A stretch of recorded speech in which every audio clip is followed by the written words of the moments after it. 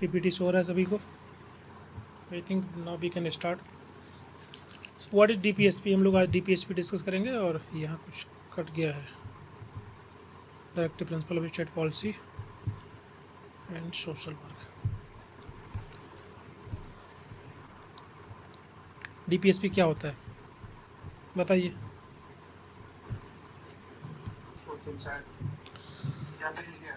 ठीक है, ये तो आपने बता दिया कि हमारे संविधान के अंदर कौन से आर्टिकल जो हैं वो डीपीएसपी के लिए हैं। तो आर्टिकल और ये पार्ट इंडियन कॉन्स्टिट्यूशन पार्ट 4 में आता है, that is in the part 4। ठीक है, ये तो आपका फैक्ट हो गया। And what is DPSP, how that is differ from the fundamental right और फंडामेंटल ड्यूटीज़। क्या डिफरेंस है दोनों में? जो कंसेप्ट है डीपीएसपी का, उसका उद्देश्य क्या था, क्यों उसको लाया गया? सर बेसिकली इसमें मतलब मेरे को जहाँ तक ये है कि अगर कोई आपका फंडामेंटल राइट पूरा नहीं हो, शायद फंडामेंटल राइट नेगेटिव और पॉजिटिव राइट सर इसमें लिखा है, मैं कंफ्यूजन हो रहा हूँ। और लीगली हम इसमें अगर ये पूरे नहीं होते हैं तो हम कोर्ट जा सकते हैं और एक में नहीं जा सकते। मेरे को ये कंफ्यूजन हो रहा है सर, मतलब बेसिकली ये डिफरेंस आई गेस। ओके, और इसको अडॉप्ट किया गया एरिस कॉन्स्टिट्यूशन से। ठीक है। सर आईरिश कंस्टिट्यूशन से इसको लिया गया सर।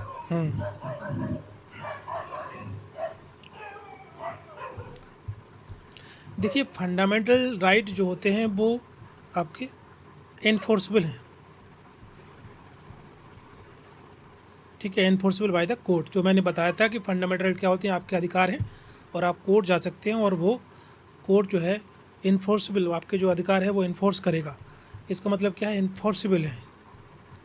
ओके, लेकिन जो डीपीएसपी होते हैं ये इन्फोर्सेबल नहीं है। ओके, तो जो डीपीएसपी और फंडामेंटल राइट में जो डिफरेंट है बेसिक आपका, ये जो फंडामेंटल राइट होते हैं ये स्टेट को, जो सरकार है, जो गवर्नमेंट है, उसको बाध्य करते हैं, उसको रोकते हैं। ठीक है, तो इसको किस प्रकार के राइट बोलेंगे? ये किस प्रकार के नेगेटिव राइट है। ठीक है, या इसको बोलते हैं प्रोहिबिटिव राइट, और इसको बोलते हैं पॉजिटिव राइट। क्यों बोलते हैं? देखिए, जो नेगेटिव राइट होते हैं, नेगेटिव राइट इसलिए बोला जा रहा है क्योंकि ये स्टेट को रोकते हैं। इसका मतलब है कि ये बताते हैं कि स्टेट को व्हाट नॉट टू डू, क्या उनको नहीं करना है। अगर आपसे बोला जाए कि आपको ये काम नहीं करना है, ये काम नहीं करना है, 4-5 चीज़ें बताई जाए, इसका मतलब क्या है, ये नेगेटिव राइट होंगे, क्योंकि आप फिर जो है उनको आप उन सभी राइट्स को रोक नहीं पाएंगे। फॉर एग्जांपल, जैसे किसी के द्वारा कोई आर्टिकल लिखा गया जो कि सरकार के अगेंस्ट में है या उसको क्रिटिसाइज़ किया जा रहा है इस प्रकार से, तो गवर्नमेंट कुछ नहीं कर सकती, व्यक्ति उसको, क्योंकि उसको फ्रीडम है, freedom of right, freedom of expression right. वो अपने अधिकार, अपना जो फंडामेंटल राइट है उसको एक्सेस कर पा रहा है, उसके माध्यम से वो लिख पा रहा है जो उसको अच्छा लग रहा है, उसको फ्रीडम है अपनी बात रखने का, एक्सप्रेस करने का और लिखने का। तो गवर्नमेंट वहाँ पर उसको रोक नहीं सकती, इसलिए उसको हम नेगेटिव राइट बोलते हैं। State what not to be do, वो क्या नहीं कर सकती या नहीं करेगी।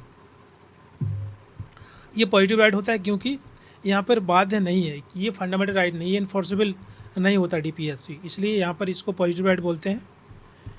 क्योंकि यहाँ इसका मतलब होता है कि जो स्टेट है, जो गवर्नमेंट है, state what is should do, उसको क्या करना चाहिए। चाहिए का मतलब हुआ कि यहाँ पर कोई फोर्स नहीं कर रहा है कि सरकार चाहे तो उसको कर सकती है, चाहे तो उसको ना करे। ना करे का मतलब होता है कि जैसे कोई पॉलिसी बनाई जा रही है और डीपीएसपी के अंदर लिखा है कि इसमें जो है गवर्नमेंट को ऐसा काम करना चाहिए, तो गवर्नमेंट अगर नहीं भी करेगी, उस चीज़ को प्रोविज़न नहीं लाएगी लॉ के अंदर, तो भी कोई बाध्य नहीं है, स्टेट उसके पीछे जिम्मेदार नहीं है या रिस्पॉन्सिबल नहीं है, वो चाहे उसको करना चाहिए ऐसा। इसलिए जितने भी आर्टिकल हैं हमारे डीपीएसपी के अंदर, उसमें हमेशा ये लिखा होगा सेल बी और दे शुड, ऐसा करना चाहिए। वो आगे हम लोग डिस्कस करेंगे तो क्लियर हो जाएगा। ओके, तो डीपीएसपी को हम पॉजिटिव या अफर्मेटिव राइट बोलते हैं क्योंकि ये सरकार को बताता है, guidelines, kind of moral guidelines होती हैं जो कि सरकार को फॉलो करनी चाहिए जब वो कोई लॉ बनाते हैं, सो दैट कि वो एक state as a welfare state create कर पाएँ जिसमें सभी का भला हो।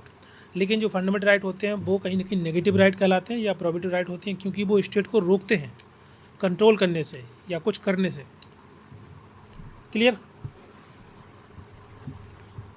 Yes sir. ओके।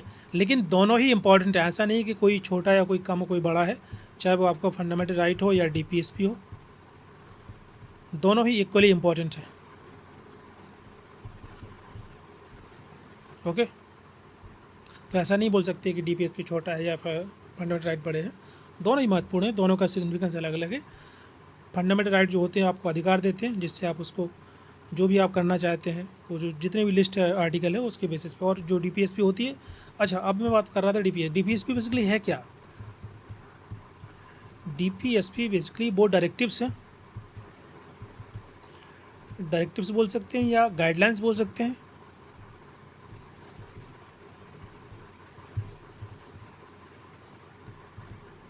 ओके। जो कि स्टेट को, गवर्नमेंट को सलाह देती है या उनको बताते हैं कि जब भी कोई वो लॉ बनाए, जब भी कोई कानून बनाए या किसी प्रकार की पॉलिसी प्रोग्राम बनाया जाए तो कॉमन गुड के लिए होना चाहिए, सभी लोगों के लिए होना चाहिए, ऐसे होना चाहिए कि जिसमें सभी का भला हो। एक ऐसा स्टेट बनाना वो वेलफेयर हो, जिसको बोलते हैं welfare state. So government should implement any program और पॉलिसी और enact any law that promote equality. Okay, जहाँ पर सोशियो इकोनॉमिक पॉलिटिकल इक्वालिटी, और एक ऐसा राज्य बनाना जो कि वेलफेयर स्टेट जिसको हम बोल सकते हैं, that focus on the social justice, that focus on the economic justice and political justice. So एक एक करके आर्टिकल देखते हैं तो आपको क्लियर हो जाएगा कि डीपीएसपी के अंदर क्या लिखा है। यहाँ तक क्लियर है? Yes sir.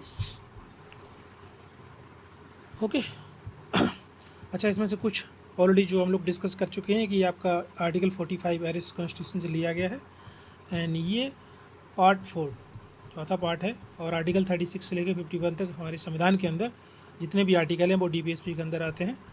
एंड जो डायरेक्टिव प्रिंसिपल्स हैं that are classified on the basis of their ideological source and objectives.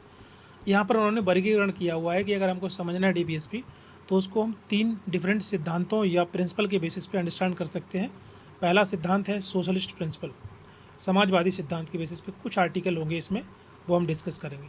दूसरे हैं गांधीयन प्रिंसिपल्स, गांधीवादी सिद्धांत पर आधारित जो भी आर्टिकल होंगे डीपीएसपी के अंदर उनको हम लोग डिस्कस करेंगे। और तीसरा है लिबरल एंड इंटेलेक्चुअल प्रिंसिपल्स, उदारवादी और बौद्धिक सिद्धांत।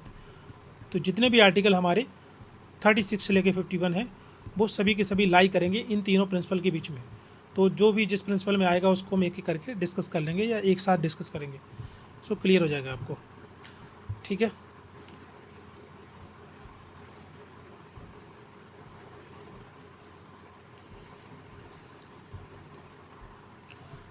चलिए, पहले हम बात करेंगे directives based on the socialist principle. तो इस पे जितने भी आर्टिकल हैं जो कि रिलेटेड हैं सोशलिस्ट प्रिंसिपल पर, first we will discuss all these. देखिए, सोशलिस्ट प्रिंसिपल का मतलब हुआ कि जो आपके डीपीएसपी प्रमोट करते हैं सोशल एंड इकोनॉमिक जस्टिस को।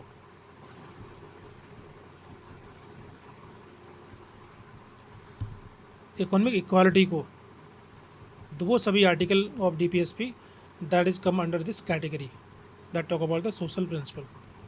आर्टिकल 38, आर्टिकल 38 क्या है? That the state must to reduce the inequality. Inequality किस में? इनकम में, स्टेटस एंड अपॉर्चुनिटीज़। सबको बराबर अपॉर्चुनिटी मिले, सबको बराबर मौका मिले, और जो इनकम है गरीब और जो अमीर की खाई है वो कम से कम हो, जो इनइक्वालिटी बढ़ रही है उसको हम कम कर पाएँ, स्टेटस सबका बराबर हो, उस पर फोकस करना चाहिए सरकार को जब भी कोई लॉ या पॉलिसी बनाती है, कोई प्रोग्राम बनाती है। इसलिए आपने देखा होगा बहुत सारी गवर्नमेंट की स्कीम्स होती हैं वो कहीं ना कहीं इनकम इनक्वालिटी को कम करने के लिए होती हैं, या फिर स्टेटस या अपॉर्चुनिटी सबको बराबर देने पर फोकस करती हैं। जैसे फॉर एग्जांपल स्लम एरिया में या फिर आपके ग्रामीण क्षेत्रों में जो सरकार के द्वारा प्राइम मिनिस्टर आवास योजना चलाई जाती है, housing for all, prime minister Awas Yojana. Okay, तो ये क्या है, इनक्वलिटी को कम करने के लिए, क्योंकि गरीब लोग, उनके पास पैसा नहीं है, उनके पास घर नहीं है, तो एटलीस्ट उनके पास जो है एक बेहतर स्टैंडर्ड ऑफ लिविंग के लिए एटलीस्ट घर होना चाहिए, शेल्टर होना चाहिए। तो इसी प्रकार की बहुत सारी स्कीम्स रहती हैं जो कि इस इनक्वलिटी को कम करने के लिए होती हैं, इसकी मैं बात कर रहा हूँ। क्लियर? ओके, तो आर्टिकल 38 बोलता है कि the state must work to reduce this inequality in income और इन स्टेटस और इन अपॉर्चुनिटीज़। नेक्स्ट है आपका article 39। Article 39 that is certain principles of policy. इसमें बहुत सारे क्लॉज हैं, एक एक करके देखेंगे समझ में आ जाएगा।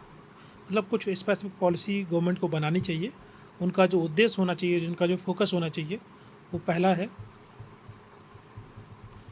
Man and women should be treated equally. Okay, they should have a adequate means of livelihood.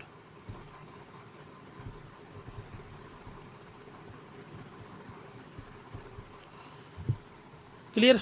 तो ये आपका आर्टिकल 39 का आपका पहला क्लॉज है। दूसरा है ownership and control of material resources. मतलब एक प्रकार के लोगों के पास बहुत ज़्यादा वेल्थ का कॉन्सेंट्रेशन नहीं होना चाहिए। जैसे कि जो अमीर लोग उनके पास ज़्यादा पैसा होता जा रहा है, जो रिसोर्सेस उनके पास ज़्यादा है, वो गरीब लोगों के पास कुछ भी नहीं है। तो ये जो कॉन्सेंट्रेशन ऑफ वेल्थ है वो केवल कुछ लोगों तक सीमित ना रहे, वो कहीं ना कहीं डिस्ट्रीब्यूटेड होना चाहिए इस तरीके से कि सभी के पास कॉमन जो गुड्स होती हैं वो सभी के पास रहें, सभी के पास रिसोर्सेज मटेरियल रहे, उसका कंट्रोल ना हो, उसका ऑनरशिप किसी कुछ लोगों के हाथ में ना हो। ओके, जैसे कि सरकार के द्वारा अगर जिन लोगों के पास ज़मीन नहीं है, लैंड नहीं है, तो गवर्नमेंट उनको लैंड प्रोवाइड करती है, या ऐसे लैंडलेस फार्मर जो होते हैं उनके पास ज़मीन नहीं होती है, तो कहीं ना कहीं पॉलिसी के माध्यम से they try to distribute some land और कुछ बेनिफिट्स प्रोवाइड करते हैं, सो दैट की जो कॉन्सेंट्रेशन ऑफ वेल्थ है या रिसोर्सेज है या मटेरियल है वो कम से कम बराबर बटे, या जितना हो सके उतना वो कम कर पाएँ। Ownership and control of material resources that should be distributed, that should not be concentrated in a few hand. Clear?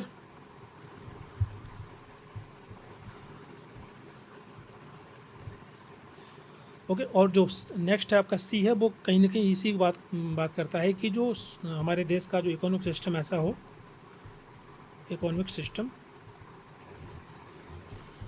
वो that should not be benefited only for the few people. few मतलब होता है कि जो अमीर हैं, जो rich people हैं, जो एलिट क्लास है, ओके, उनके पास वेल्थ का कंसंट्रेशन नहीं होना चाहिए। That the like the government should operate in a such a way और economic system that should not allow to concentrate wealth to only the few people, rich elite class. तो ये बात करता है इकोनॉमिक सिस्टम की कि ऐसा system हो कि जिसकी वजह से कॉन्सेंट्रेशन ऑफ वेल्थ ना हो देश के अंदर, कुछ लिमिटेड लोगों के हाथों में पैसा ना हो बहुत ज़्यादा। क्लियर? तो इसके लिए क्या करता है सरकार? सरकार बहुत सारे टैक्स लगाती है कि जिनके पास ज़्यादा पैसा है उनका कम ज़्यादा उनसे हम टैक्स ले पाएँ और उनका सही से डिस्ट्रीब्यूशन हो पाए, उन पैसों का जो है सही से इस्तेमाल हो पाए, लोगों तक बेनिफिट पहुँचाने के लिए by various government policy. Clear?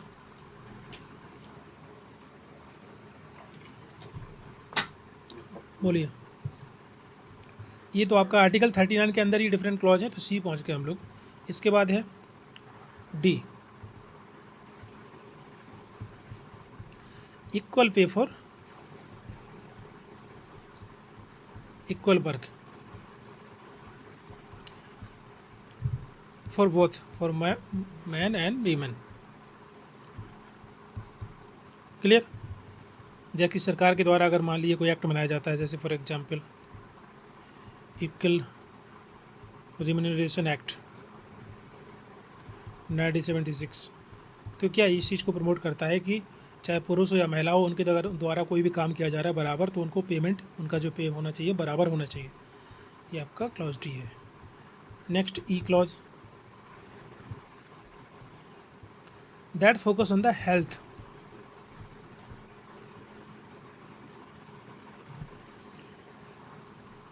And strength of worker, जो वर्कर हैं जो जहाँ पर काम कर रहे होते हैं लोग किसी फैक्ट्री के अंदर या किसी भी कंपनी के अंदर, तो उनकी जो हेल्थ है उस पर पुरुष या महिला हो या बच्चे हों, उनको किसी प्रकार से अब्यूज़ ना किया जाए। ओके, उनसे किसी प्रकार का ज़बरदस्ती कोई काम ना कराया जाए या सब काम ना करना पड़े उनको अपने सर्वाइवल के लिए। ओके, इसलिए बहुत सारे एक्ट बनाए जाते हैं सरकार के लिए, जैसे बच्चों के लिए चाइल्ड लेबर एक्ट है, ठीक है, या फिर बाकी और डिफरेंट एक्ट रहते हैं जो कि प्रमोट करते हैं कि जो वर्किंग क्लास है या जो भी हैं उनको एक किसी प्रकार से फोर्सफुली काम ना कराया जाए इस प्रकार का, अपनी खुद की इकोनॉमिक नेसेसिटी के लिए वो ऐसा कुछ काम ना करें। जैसे बच्चे हैं, छोटे हैं, बहुत सारे बच्चे होते हैं वो काम कर रहे होते हैं किसी फैक्ट्री के अंदर because of survival, for the पैसे, फॉर द मनी, तो जो इकोनॉमिक नेसेसिटी है उसके लिए उनको फोर्स ना किया जाए। Okay, that should be promoted through clause E. Next clause F, ये फोकस करता है बच्चों के सार्वभौमिक विकास के लिए, ओवरऑल डेवलपमेंट के लिए। Children are given opportunity and facility, जो भी फैसिलिटी हो सकती है बच्चों के लिए उनके पूर्ण विकास के लिए वो प्रोवाइड करना चाहिए, ताकि उनका एक बहुत बेहतर और हेल्दी मैनर में उनका डेवलपमेंट हो पाए और बेहतर लाइफ जी पाएँ। चिल्ड्रन, बच्चे और यूथ दोनों के लिए किसी प्रकार का उनका एक्सप्लोरेशन ना हो। क्लियर? तो ये आपके आर्टिकल 39 के डिफरेंट क्लॉज थे। यहाँ से एग्जाम में क्वेश्चन बनता है, specially equal pay for equal work, ये इंपॉर्टेंट है, एग्जाम में यहाँ से क्वेश्चन आता है।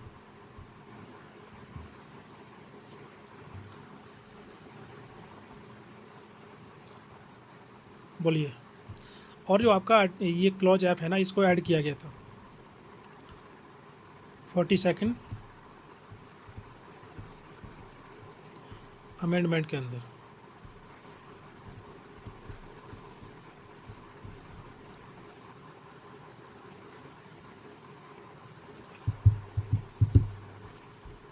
नेक्स्ट हम बात करेंगे article 39A,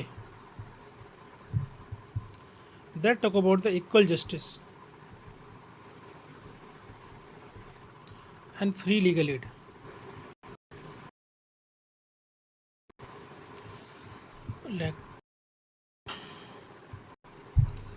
equal justice and free legal aid, हमारी आवाज़ आ रही है?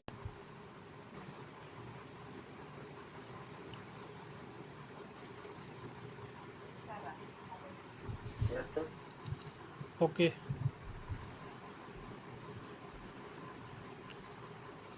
अच्छा, फ्री लीगल एड का मतलब क्या हुआ?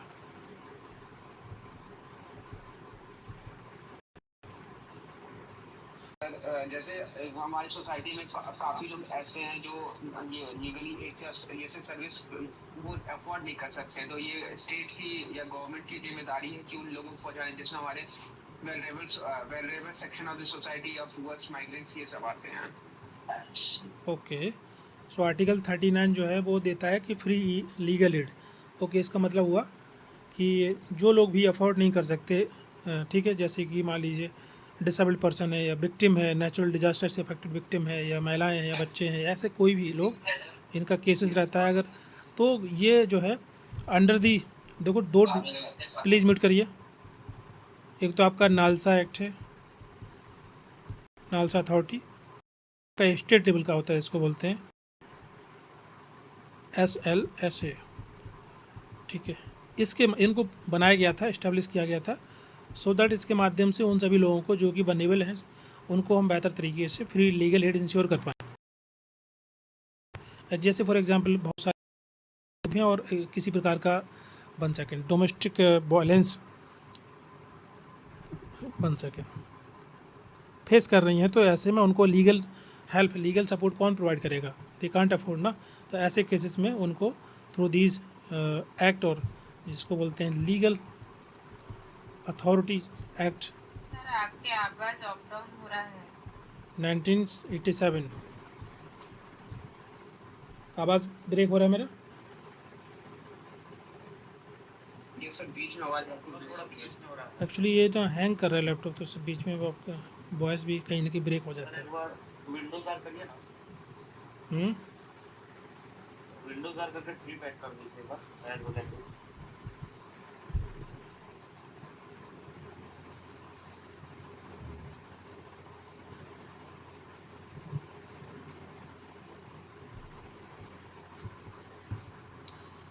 ओके, तो ये आपका है आर्टिकल 39A।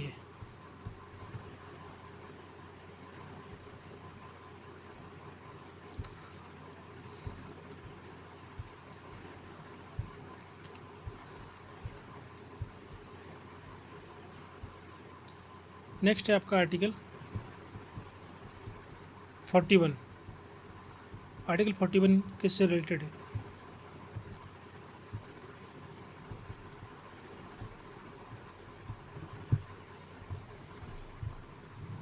बताइए।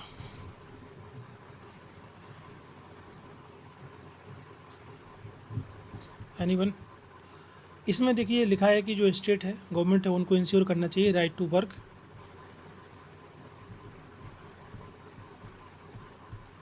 Education and public assistance.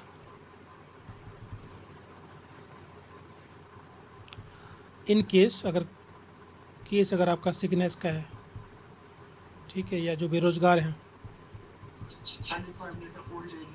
या बूढ़े लोग हैं, डिसेबल्ड हैं, या ओल्ड एज पर्सन है, ठीक है, तो वेलफेयर जैसे वेलफेयर पेंशन वगैरह या जो एल्डरली या डिसेबल्ड लोगों के लिए होती है, तो वो कहीं ना कहीं इसी चीज़ को इंश्योर कर रही होती है आर्टिकल 41 की। सर जैसे इसमें लिखा है कि government should ensure right to work, right to education और public assistance. That means government इसको फॉलो कर रही है, they are implementing these what are the mentioned in article 41 that is reflected in the act or the policy or program of government। तो ये article 41 है। Next आपका article 42। Article 42 किस लिए है?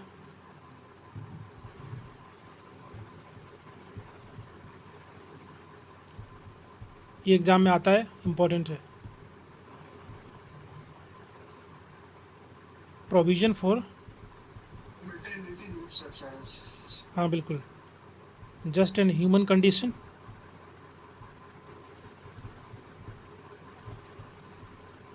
For work and maternity leave.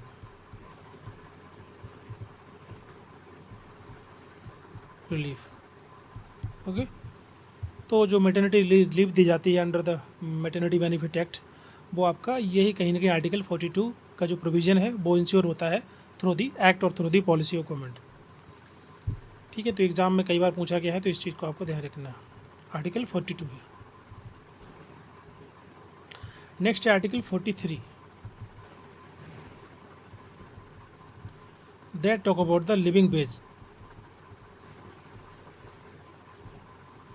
And decent standard of life.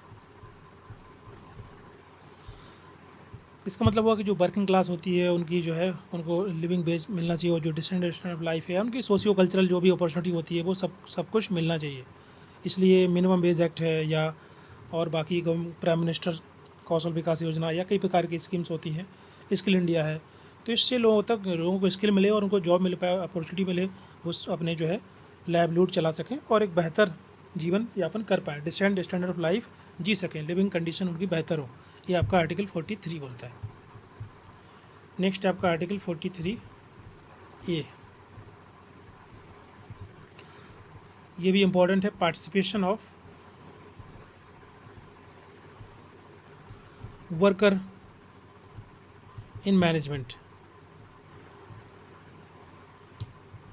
जो management board होती है किसी भी कंपनी के अंदर, उसमें पार्टिसिपेशन को बढ़ाने के लिए, या बोल सकते हैं कि इंक्लूजन और रिप्रेजेंटेशन को इंश्योर करने के लिए कुछ जो लोग होते हैं वो उसमें इन्वॉल्व रहते हैं, उसका पार्ट होते हैं मैनेजमेंट का। ठीक है, so through which government can encourage participation of worker in management. Management board के अंदर वर्कर का भी पार्टिसिपेशन होना ज़रूरी है। जब भी कोई भी डिसीजन लिया जा रहा है तो they should also become part, वो पब्लिक, या बोल सकते हैं कि जो वर्कर क्लास है उनका वॉइस बन करके वो अपने आप को रिप्रेजेंट करते हैं, और जो भी डिसीजन लिया जाता है they are also involve in that process. ये आपका आर्टिकल 43। क्लियर? 43 यहाँ तक। एक और है आपका article 47 that talk about the duty of state to raise level of nutrition and public health. इसके लिए गवर्नमेंट हेल्थ सेक्टर में जो फंड देती है या कई प्रकार के पॉलिसी प्रोग्राम बनाती है, वो आपका आर्टिकल 47 में आएगा। जैसे पोषण अभियान है या आयुष्मान भारत है, वो भी हेल्थ सेक्टर के लिए है, ठीक है। ये सब क्या है, ये आपका आर्टिकल 47।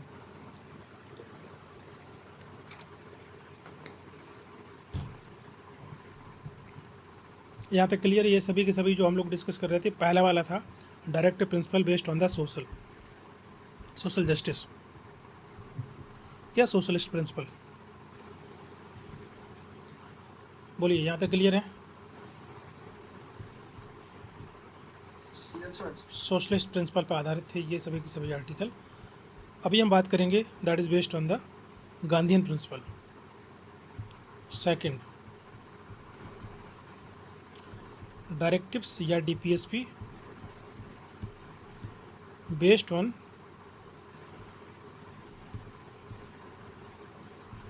Gandhian principles.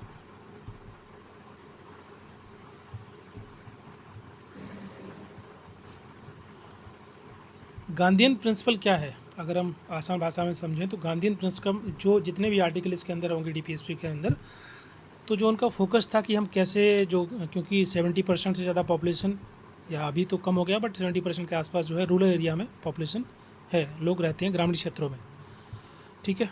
तो जो ग्रामीण क्षेत्र हैं, रूरल एरिया है, उसको डेवलप करना, ये फिलॉसफी थी गांधी जी की। इसके अलावा आत्मनिर्भर बनना, सेल्फ रिलायंस, और क्या, एक बेहतर ज़िंदगी जीना, simple life, simple living and high thinking. तो ये कुछ उनके आइडियाज़ थे, वैल्यूज़ थी जिसको वो फॉलो करते थे। और तो जो गांधीयन प्रिंसिपल है that is more focus on कि कैसे हम ग्रामीण क्षेत्र में डेवलपमेंट करें, कैसे विकास करें और आत्मनिर्भर कैसे रहें, और साथ ही साथ बेहतर और सिंपल लाइफ कैसे जिएं। तो उसी पर आधारित ये जो आर्टिकल हैं जो कि डीपीएसपी के अंदर हैं, इसको हम बोलते हैं गांधीयन प्रिंसिपल बेस्ड। जैसे आर्टिकल 40 है। आर्टिकल 40 क्या बात करती है? बात करता है विलेज पंचायत का। So that can be easily align with the principle of Gandhi. Village panchayat किस लिए? For the self governance. That means we are empowering the people कि they can take one decision, उनके लिए क्या सही है, उनके विलेज के लिए या पंचायत के लिए, वो अपने हिसाब से डिसीजन ले सकते हैं। तो इसको that is introduce by the 73rd amendment 1992। Clear? इसको बोलते हैं पंचायती राज। ये तो बहुत सारे फैक्ट यहाँ से बन रहे हैं, ये सब एग्ज़ाम में आते हैं। आर्टिकल 40 क्या है, विलेज पंचायत कौन सा कॉन्स्टिट्यूशन अमेंडमेंट था जिसके माध्यम से उसको इंट्रोड्यूस किया गया था, और किसका प्रिंसिपल है, डीपीएसपी के अंदर आता है कि नहीं आता है, कौन सा आर्टिकल है। तो मल्टीपल फैक्ट्स यहाँ पर आप याद कर सकते हैं। इसी प्रकार से आपका आर्टिकल 43 है। आर्टिकल 43 बात करता है just to promote cottage industry को प्रमोट करना इन दी रूरल एरिया। इसलिए आपने देखा होगा कि गवर्नमेंट की जो एक कमीशन जिसको बोलते हैं khadi and village industry commission, ये बनाया गया था ताकि जो लोकल हैंडीक्राफ्ट हैं, लोकल लोग होते हैं, तो वो लोग, उनको हेल्प मिले, उनको मदद मिले और वो सेल्फ रिलायंस हो पाए, आत्मनिर्भर बन पाए। इसी प्रकार से आपका आर्टिकल 43B है। ये बात करता है कोऑपरेटिव सोसाइटी की। क्या होता है कोऑपरेटिव सोसाइटीज़?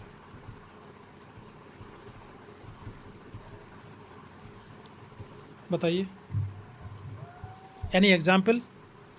बहुत बड़ा एग्जाम्पल है। अपने देश में बहुत सारी ऐसी सोसाइटी हैं, कोऑपरेटिव सोसाइटी, जहाँ पर कोऑपरेटिव बैंक या सोसाइटी को ग्रोथ पे फोकस किया जाता है। Article 43B।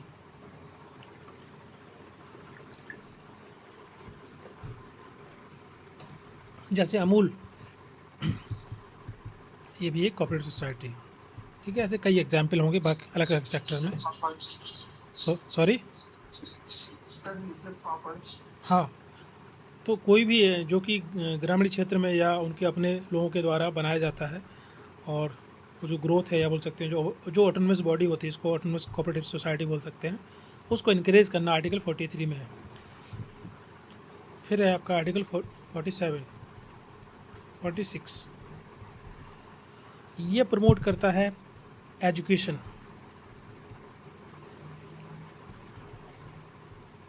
And economic interest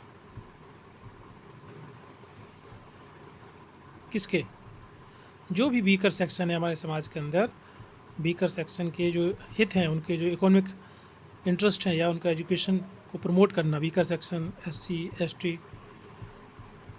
इसके लिए सरकार के द्वारा आपने देखा बहुत सारी स्कॉलर्स होती हैं, pre matric post matric scholarship for the ST ST student, और कई प्रकार की स्कॉलरशिप रहती हैं। तो ये आर्टिकल 46 को इंश्योर करती हैं, जो आर्टिकल 46 में लिखा है कि गवर्नमेंट को प्रमोट करना चाहिए शिक्षा और education interest of weaker section of society, that is article 46। Clear, बोलिए।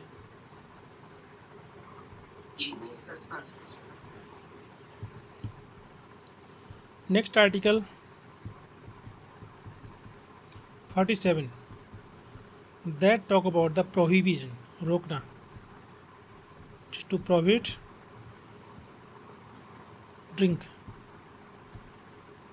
इंटॉक्सिकेटिंग ड्रिंक्स एंड ड्रग,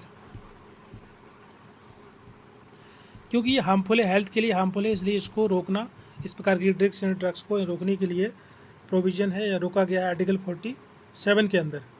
इसलिए आपने देखा होगा कि बहुत सारे राज्यों के अंदर लीकर जो है बैन है, बोल सकते हैं उसको, वहाँ पर नहीं गवर्नमेंट के द्वारा प्रमोट किया जाता है या उस प्रकार के ठेका आपको नहीं मिलेंगे। ठीक है, जैसे बिहार है, बिहार में अभी तो आई डोंट नो बट पहले तो था, और गुजरात है, तो वहाँ पर ऐसे खुले में लेकर नहीं मिलता, मतलब आप अरेंज कर सकते हैं जुगाड़ से, बट स्टेट है जो गवर्नमेंट, स्टेट गवर्नमेंट है, उसको रोकती है लेकर प्रोविज़न पॉलिसी के अंतर्गत। नेक्स्ट है article 48, article 48 talk about the prohibit slaughter of cow, calf and any other जो यूजफुल कैटल होते हैं, उनको, उनके स्लॉटर को रोकना, प्रोहिबिट करना, ये आर्टिकल 48 है। तो ये सब आपके डायरेक्टिव बेस्ड और गांधीयन प्रिंसिपल पे आधारित हैं। क्लियर है, आर्टिकल 40 से लेकर आर्टिकल 48 तक, मतलब कुछ बीच में नहीं है। 40 विलेज पंचायत है, 43 कॉटेज इंडस्ट्री को प्रमोट करना, खादी विलेज है, और इसके अलावा 43 भी है जो कोऑपरेटिव सोसाइटी को प्रमोट करता है। 46 SC ST वीकर सेक्शन की शिक्षा और एजुकेशन इंटरेस्ट को प्रमोट करता है। आर्टिकल 47 जो ड्रग एंड ड्रिंक्स है उसको रोकता है, जो कि हार्मफुल है हमारे हेल्थ के लिए। एंड आर्टिकल 48 प्रोवाइड करता है स्लॉटर ऑफ काउ, काप्स और अदर यूजफुल कैटल्स, जो कि विलेज स्पेशली गाँव क्षेत्रों में लोग यूज़ करते हैं। तो ये आपको आर्टिकल 48 के अंदर आता है। तो ये सभी के सभी आर्टिकल थे जो कि that talk about that is based on the Gandhian principle. Next है थर्ड,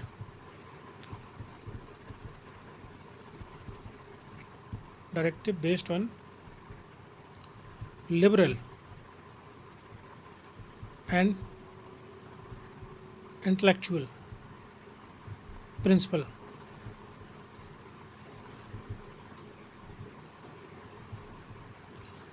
आर्टिकल 44, देखिए इंटेलेक्चुअल एंड लिबरल प्रिंसिपल का मतलब होता है कि जैसे कि जो आर्टिकल फोकस करेंगे पीस पर, ये आर्टिकल फोकस करेंगे इन्वायरमेंट पर, उसको बचाने के लिए, इन्वायरमेंट प्रोटेक्ट करने के लिए। Some article focus on the proper administration, कुछ आर्टिकल फोकस करेंगे आपके मॉडर्नाइजेशन पर। इसलिए इसको हम बोल रहे हैं, इसकी अलग कैटेगरी बना दी है, that is based on the liberal and the intellectual principle. ठीक है, जैसे फॉर एग्जांपल आर्टिकल 44 है, तो आर्टिकल 44 आजकल तो न्यूज़ में बहुत ज़्यादा है, जैसे कि हम बात करते हैं इन्फॉर्मेबल कोड की, UCC। Okay, the government should work towards the uniform civil code for all the citizen. इस सरकार को इस तरफ काम करना चाहिए, ये आर्टिकल 44 में मेंशन है कि the state should work towards uniform civil code for the all the citizen. तो इसके रिगार्डिंग बहुत सारी डिबेट अभी प्रेजेंट टाइम में इंडिया के अंदर चल रही है। तो आपका ये आर्टिकल 44 है। सो ये किससे रिलेटेड है? एडमिनिस्ट्रेशन से रिलेटेड। नेक्स्ट है आपका article 45। 44 talk about the early education, early childhood care and primary education इसको बोलते हैं।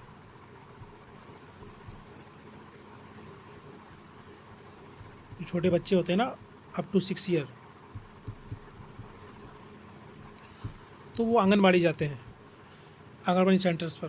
तो ये जो आंगनबाड़ी सेंटर हैं या ICDS प्रोग्राम है, आंगनबाड़ी है, ये क्या है? ये कहीं ना कहीं आर्टिकल 45 को इंश्योर कर रहे हैं कि आर्टिकल 45 में लिखा है that the government should provide early education, care and education up to the age of 6 year of children. So कुछ प्रोग्राम जो हैं कहीं ना कहीं आपके आर्टिकल 45 के माध्यम से हम अंडरस्टैंड कर सकते हैं, देख सकते हैं। नेक्स्ट है आपका article 48। Article 48 talk about the modernise agriculture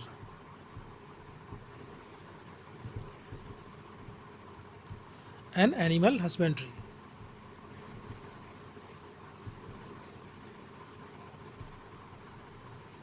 clear? इसका मतलब हुआ कि जो तकनीकी है उसका यूज़ करना एग्रीकल्चर सेक्टर के अंदर, ताकि ज़्यादा से ज़्यादा प्रोडक्शन हो, बेनिफिट हो किसानों का। और वहाँ पर हम और भी जैसे ऑर्गेनिक फार्मिंग है उसको हम प्रमोट कर सकते हैं, सस्टेनेबिलिटी को प्रमोट कर सकते हैं, डिफरेंट टेक्नोलॉजी का यूज़ कर सकते हैं। तो ये article 48 that talk about the modernise agriculture and animal husbandry. Next article 48A। Article 48A that talk about to protect and to improve the environment and wildlife. इसके लिए इससे रिलेटेड कोई एक्ट बना अभी तक? Anyone? Just to promote and protect wild life, जो भी जंगली जानवर है, इन्वायरमेंट है, उसको प्रोटेक्ट करना, बचाना। इसलिए बहुत सारे एक्ट हैं जो कि गवर्नमेंट के द्वारा बनाए गए हैं just to ensure article 48 so that they are ensuring they are protecting and they are improving like environment and wild life. For example environmental protection act 1986। तो ये आर्टिकल दिखाता है कि जो आर्टिकल 48A में लिखा है वो गवर्नमेंट उस पर काम कर रही है, इंश्योर कर रही है उस चीज़ को। क्लियर?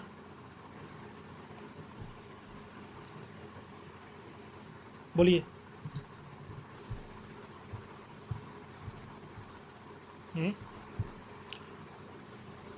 Yes sir. ओके। और भी इसमें एक दो आर्टिकल हैं, article 50, article 49। Article 49 talk about the protect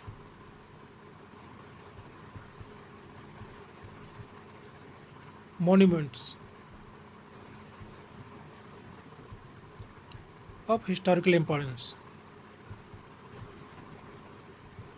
and बाकी जो भी डिफरेंट आर्टिस्टिक आपका आर्किटेक्चर है इंडिया में, कुछ भी है that has some artistic importance, उसको प्रोटेक्ट करना, उसको कंजर्व करना। इसलिए भारत सरकार के द्वारा स्पेशली जो आर्कियोलॉजिकल सर्वे ऑफ इंडिया है वो लगातार इस प्रकार की जितनी भी डिफरेंट साइट्स हैं हिस्टोरिकल इंपॉर्टेंस की, आर्टिस्टिक इंपॉर्टेंस की, उनको प्रिजर्व करती है, उनको कंजर्व करती है और प्रोटेक्ट करने की कोशिश की जाती है सरकार के द्वारा।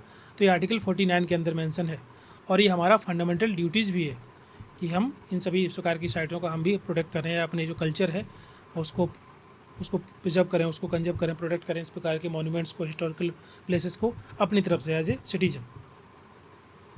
नेक्स्ट आपका article 50 that talk about the separation of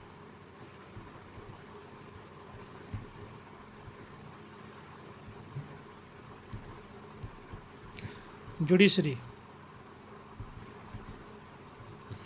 from executive. इसका मतलब क्या होता है कि जो जुडिशरी है, जो हमारे कोर्ट्स हैं, जुडिशरी है वो इंडिपेंडेंट होना चाहिए। चाहे आपका डिस्ट्रिक्ट लेवल हो, स्टेट लेवल हो या सुप्रीम कोर्ट हो। ओके, वो अपने जो भी निर्णय ले, वर्डिक्ट ले, वो स्वतंत्र रूप से ले सके, उस पर किसी प्रकार का प्रेशर या नहीं होना चाहिए, specially political pressure. Article 50। Next है article 51, that promote international peace and security.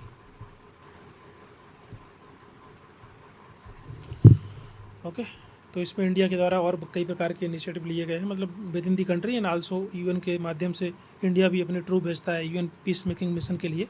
जितने भी आपके यूएन पीस कीपिंग मिशन है उसमें इंडिया भी कहीं ना कहीं कंट्रीब्यूट करता है, अपने ट्रूप्स भेजता है। तो ये क्या है, that promote the international peace and security under article 51। तो ये कुछ आर्टिकल थे जो कि रिलेटेड थे हमारे लिबरल इंटेलेक्चुअल प्रिंसिपल पर आधारित।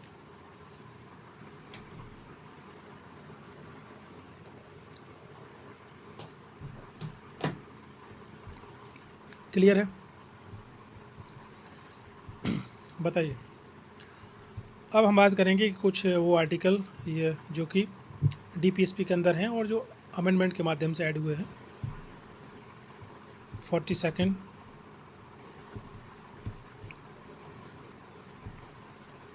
अमेंडमेंट 1976। एक तो आपका आर्टिकल 39A, ये तो हम लोग डिस्कस कर चुके हैं, फ्री लीगल एड।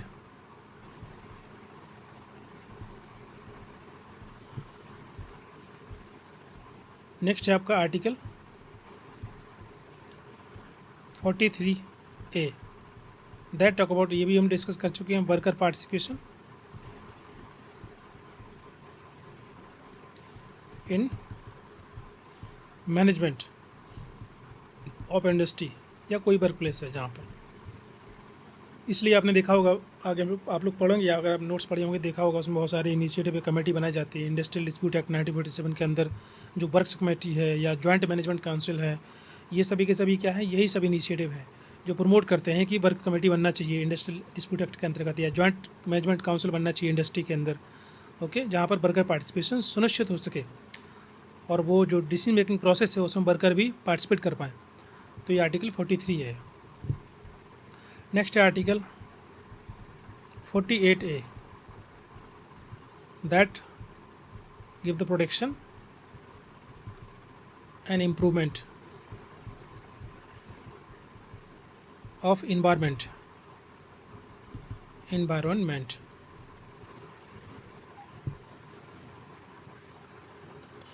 तो ये आर्टिकल जो 48 है ये काइंड ऑफ रिस्पॉन्सिबिलिटी देता है स्टेट को कि they should protect and improve the environment and जो भी फॉरेस्ट है या वाइल्ड लाइफ है हमारे देश के अंदर उनको प्रोटेक्ट करना, उनको सेफगार्ड करना और सस्टेनेबल डेवलपमेंट पर काम करना और कंजर्वेटिव एफर्ट्स जिसको बोल सकते हैं, सो दैट कि देश की जो भी वाइल्ड लाइफ है, फॉरेस्ट है, उसको हम बचा पाएँ, कम से कम नुकसान हो।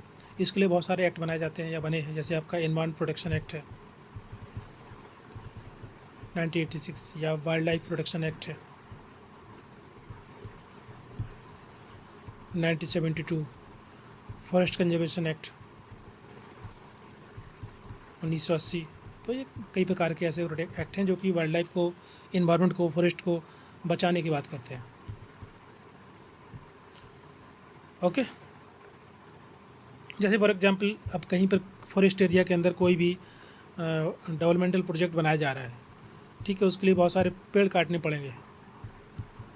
तो ये जब तक आप मिनिस्ट्री से अप्रूवल नहीं लेंगे, क्लियरेंस नहीं लेंगे, तब तक आप किसी प्रकार की गतिविधि नहीं इनिशिएट कर सकते फॉरेस्ट एरिया के अंदर या कहीं भी जहाँ पर ये कोई वाटर बॉडी या वाइल्ड लाइफ है या फॉरेस्ट एरिया है। तो before initiating any kind of project you have to like get the approval from the ministry. Okay, तो ये सब एक्ट इंश्योर करते हैं कि कम से कम नुकसान हो वाइल्ड लाइफ को या इन्वायरमेंट को, फॉरेस्ट को। ये आपके आर्टिकल 42 के अमेंडमेंट के हैं। क्लियर है?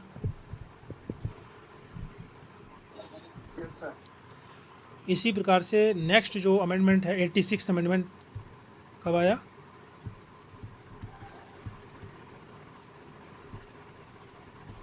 दो 2002 में।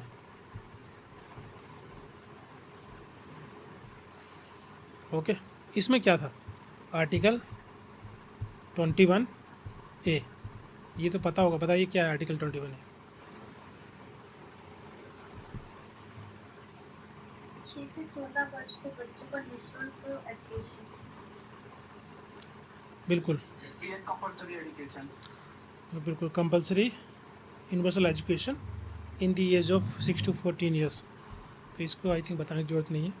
तो ये कुछ इंपॉर्टेंट आपके आर्टिकल थे जो कि डीपीएसपी के अंदर हैं, different principle like Gandhian principle पर आधारित कुछ आर्टिकल जो हम लोग डिस्कस किए हैं, that is based on the liberal and intellectual principles and social justice या सोशल प्रिंसिपल पर आधारित, सोशलिस्ट प्रिंसिपल जिसको बोल सकते हैं। ये तीनों हम लोग डिस्कस कर लिए। इनमें किसी को डाउट हो कोई तो आप पूछ सकते हैं।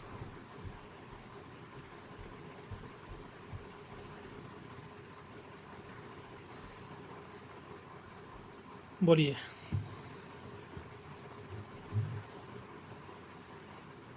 और जो भी गवर्नमेंट के द्वारा कोई भी एक्ट लाया गया है या कोई प्रोग्राम है, कोई पॉलिसी है, वो जनरली मैंने एग्जांपल के साथ बताया है सो दैट कि आपको क्लैरिटी डेवलप हो। जैसे कि लैंड रिफॉर्म्स हैं, यहाँ पर कई प्रकार के और भी एक्ट आए हैं, पंचायती राज है, okay, education initiative right to education act 2009 है, तो वो भी कहीं ना कहीं दर्शाता है कि जो डीपीएसपी में मेंशन किया गया है आर्टिकल, उस पर गवर्नमेंट और स्टेट काम करती है या उनको कहीं ना कहीं इनकलकेट करती है अपने पॉलिसी प्रोग्राम और स्कीम्स के अंदर। हेल्थ स्कीम्स हैं आपके, नेशनल रूरल हेल्थ मिशन है, या और कई प्रकार की ऐसे स्कीम्स रहती है। अभी हम लोग डिस्कस करेंगे question based on this theory DPSP. उससे जो भी क्वेश्चन बन सकते हैं एग्ज़ाम के लिए एमसीक्यू, वो हम लोग अभी डिस्कस करते हैं। यहाँ तक किसी को कोई डाउट डीपीएसपी के अंदर जो फैक्ट्स हैं यहाँ पर लिखे हैं, इंपॉर्टेंट फैक्ट्स जो एग्ज़ाम में आ सकते हैं, वो आप लोग यहाँ से देख सकते हैं। और जो हम लोग डिस्कस किए हैं वो भी नोट्स में आपको मिल जाएंगे।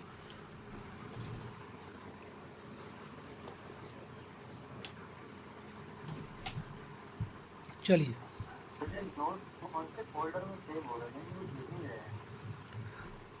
कौन आप हिंदी वाले बैच में हैं क्या? Yes sir. हिंदी वाले बैच में तो आप ग्रुप में डालना चाहिए ना, विवेक सर उसमें है ग्रुप में, वो आपको बता देंगे फ़ोटो क्लिक करके उसका स्नैपशॉट बना के कहाँ पर कौन सा नोट्स है। ठीक है, आप उस पर टेक्स्ट करिए, अगर वो रिस्पॉन्ड नहीं करेंगे तो मैं चेक करके आपको बता दूंगा कहाँ पर नोट्स हैं। ओके,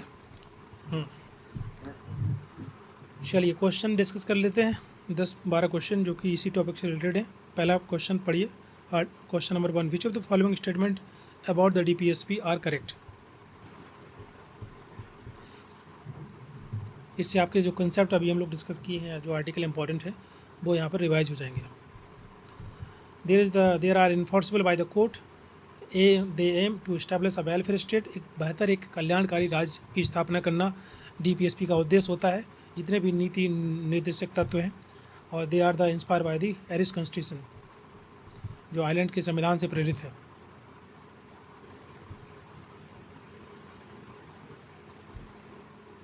क्या आंसर होगा बताइए।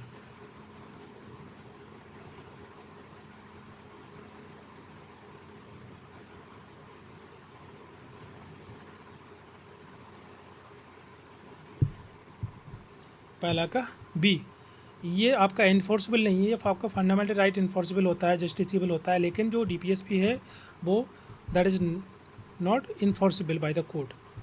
ओके, ये काइंड ऑफ गाइडलाइंस होती हैं to the state, that state should ensure कि जो भी आर्टिकल लिखा हुआ है डीपीएसपी के अंदर उस पर वो काम करे और एक बेहतर, एक वेलफेयर स्टेट बनाए, just to establish the welfare state, एक कल्याणकारी राज्य बनाए की स्थापना करे जिसमें सभी लोगों का जो है social, economic, political justice ensure हो सके। तो B option will be right answer. Next question, question number 2, which article of Indian constitution direct the state to promote cottage industry. DPSP के अंदर कौन सा आर्टिकल है जो बात करता है आपका कॉटेज इंडस्ट्री की? ये आपके गांधीयन प्रिंसिपल पर आधारित है।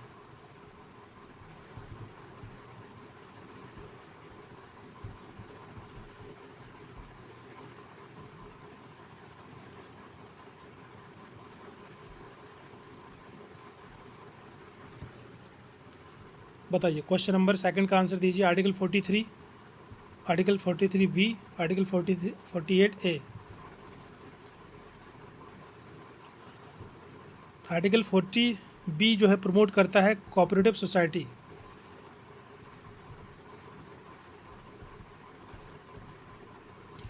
जैसे अमूल है या बाकी की है, आर्टिकल 48 ए जो प्रमोट करता है इन्वायरमेंट प्रोटेक्शन, तो राइट आंसर आपका हो जाएगा पहला वाला article 43। Clear. Next question, question number 3, which of the following are based on the socialist principle of under DPSP, जो कि आपको बताना है कि राज्य के जो नीति निर्देशक तत्व हैं जो समाजवादी सिद्धांतों पर आधारित हैं। कौन सा आर्टिकल? 38, 39, 40।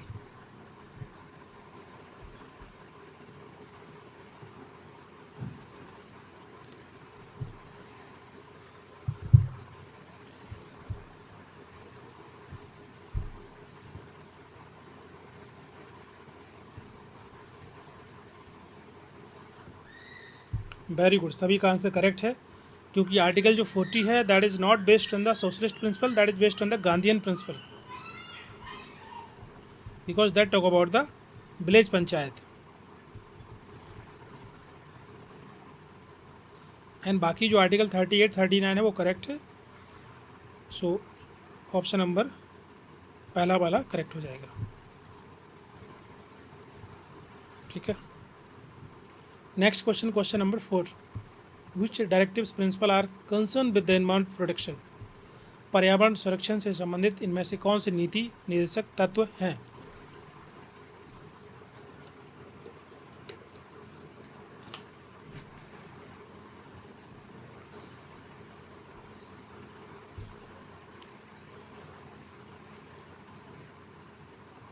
आर्टिकल 48 जो है वो that is related to animal husbandry,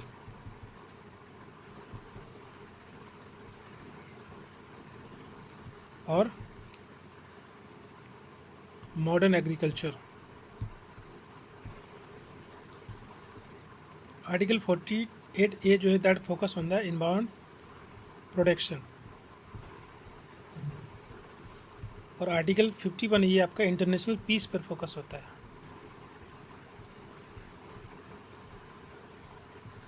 तो ये आपका option number second will be right answer. Clear. Next question, question number 5, which of the following were added by the 42nd constitution amendment, आपको बताने निम्नलिखित में कौन सा आर्टिकल जो है 42वें संशोधन अधिनियम के द्वारा जोड़ा गया?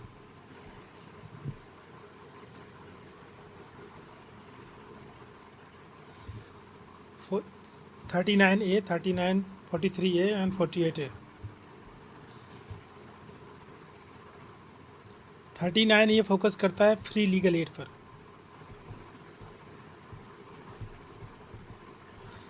43 ये फोकस करता है आपका वर्कर पार्टिसिपेशन,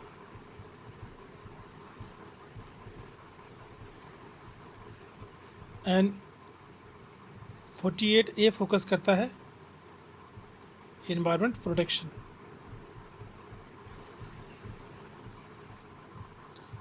तो ये तीनों के तीनों आपके 42nd कॉन्स्टिट्यूशन अमेंडमेंट के अंतर्गत इनको जोड़ा गया था। क्लियर।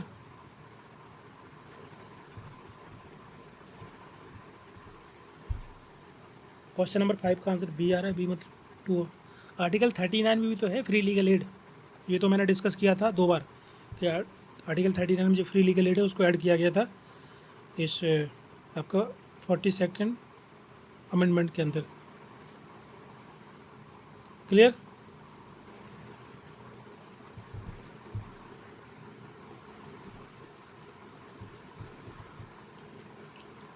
बोलिए। Yes, sir. Question number 6, which of the following directives principle reflect the Gandhian ideology, आपको बताना है कि कौन से आर्टिकल जो हैं जो कि आधारित हैं गांधीयन प्रिंसिपल पर। 43 आर्टिकल 40, इसमें तो डायरेक्ट दिख ही रहा है, आप आई थिंक एग्जाम आंसर लगा सकते हैं।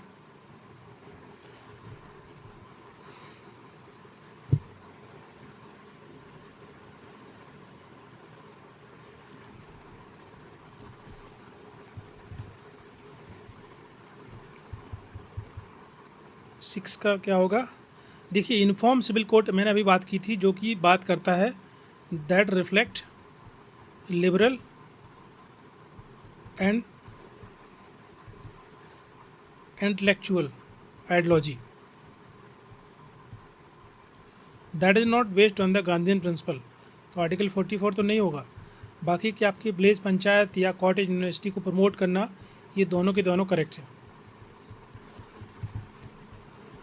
Next question, question number 7, which of the following match correctly, कौन सा आपको दिख रहा है यहाँ से आर्टिकल और उसका जो प्रोविजन है वो कौन सा मैचिंग है। Article 44 uniform civil code UCC, article 45 early childhood care and education जिसमें हम ICDS और बाकी जो आपका आंगनबाड़ी है ये सब रहता है, and article 47 nutrition and public health जैसे पोषण अभियान और बाकी के डिफरेंट हेल्थ सेक्टर में काम, बहुत सारी schemes policy.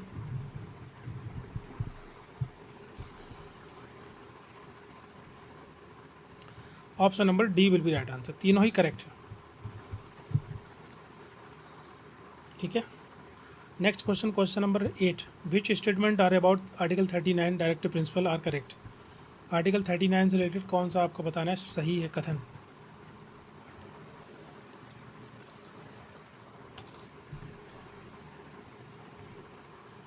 It direct the state to ensure the equal pay for equal work for both men and women।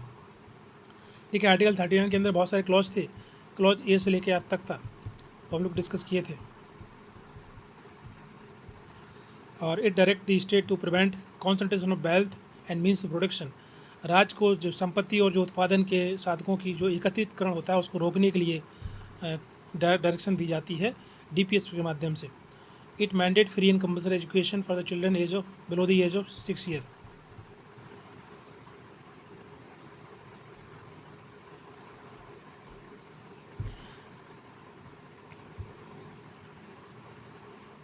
तो जो 6 ईयर की बात कर रहे हैं इस जो थर्ड वाला स्टेटमेंट है, ये कौन सा आर्टिकल है।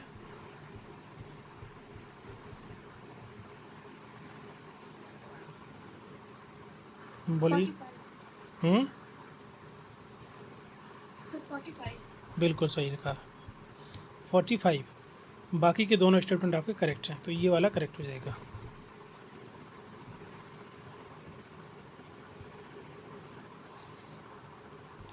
Next question, question number 9, which of the following act are example of DPSP implementation.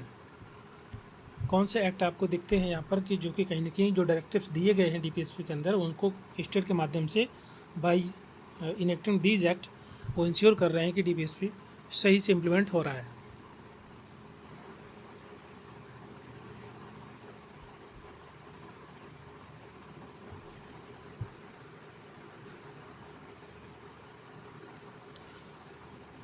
Minimum wage act, right to education act और इन्वायरमेंट प्रोटेक्शन 1986, तीनों ही करेक्ट है। Option number D will be right answer. ठीक है, ये correct हो जाएगा आपका।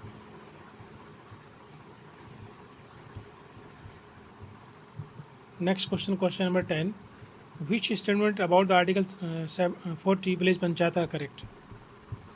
विलेज पंचायत से जो आर्टिकल दिए गए हैं यहाँ पर स्टेटमेंट दिए हैं कौन से सही हैं। It is based on the Gandhian principle, ये गांधीवादी जो सिद्धांत है, विचारधारा उस पर आधारित है, और इसमें 73वें संवैधानिक संशोधन को प्रेरित किया गया है, and that is enacted that lead to the next amendment of 73 constitution amendment, and that is the enforceable by the court.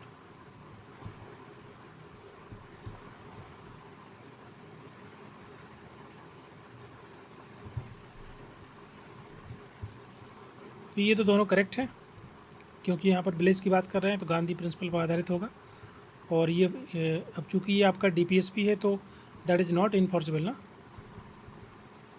पहला वाला करेक्ट हो जाएगा।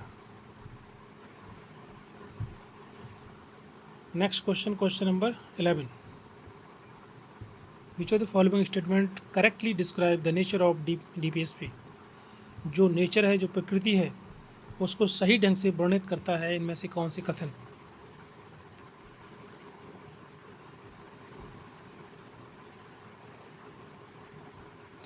They are positive obligations on the state, they override fundamental rights, they aim to create a social or economic democracy।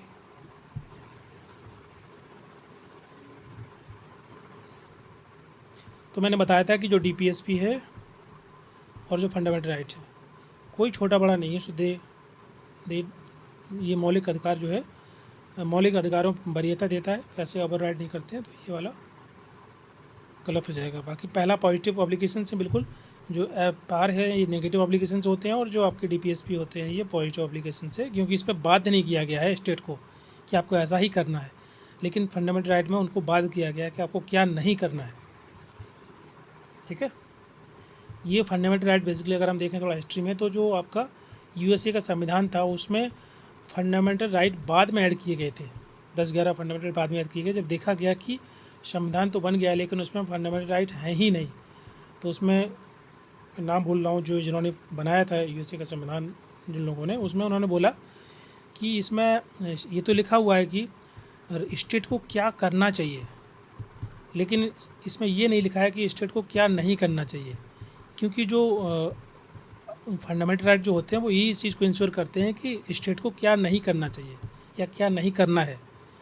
अगर सरकार चाहे तो कुछ भी कर सकती है, लेकिन कुछ तो होना चाहिए ऐसे आर्टिकल कि जो कि रोकें उस सरकार को कि आप ये नहीं कर सकते, वही फंडामेंटल राइट होते हैं। तो बाद में कुछ आर्टिकल ऐड किए गए as a fundamental right in USA.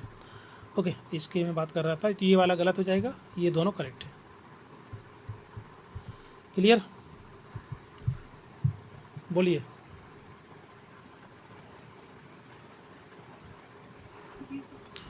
तो ये कुछ क्वेश्चन हम लोग डिस्कस किए हैं, डीपीएससी का जो टॉपिक था और जो एमसीक्यू थे उसको डिस्कस कर लिए हैं। अभी नेक्स्ट क्लास में हम लोग डिस्कस करेंगे डिजास्टर मैनेजमेंट और जो पूरा टॉपिक है इन सोशल वर्क उसको डिस्कस करते हैं, वो इम्पोर्टेंट टॉपिक है।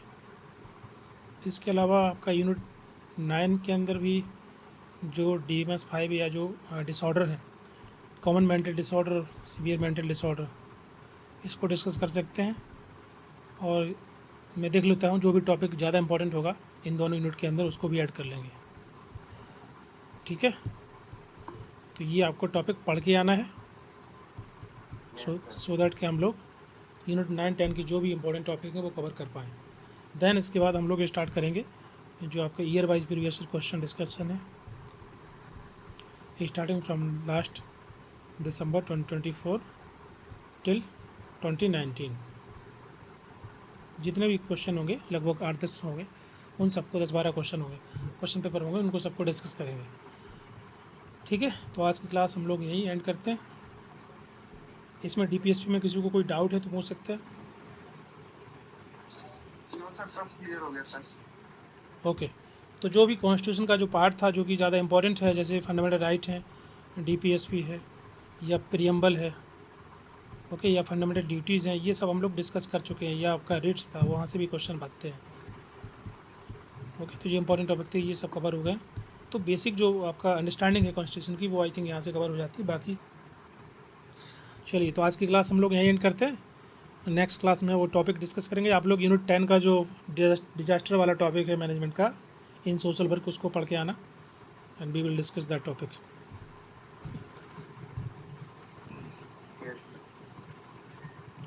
ओके, चलिए, good night everybody. Good night sir, thank you sir. Good night all.